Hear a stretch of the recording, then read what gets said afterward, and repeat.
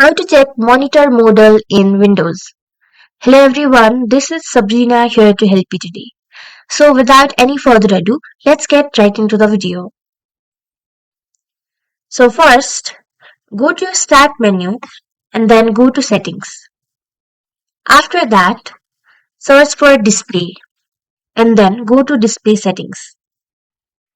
Now, what you will have to do is go to Advanced Display and here your monitor information is shown.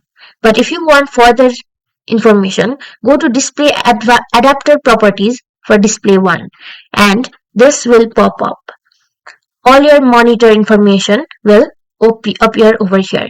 If you want further details, simply go to its property and here you can see its manufacturer and location as well. So that's it. Thank you for watching this video. Make sure to like, share and subscribe to our YouTube channel. If you got any questions, comment them down and I'll catch you in the next one.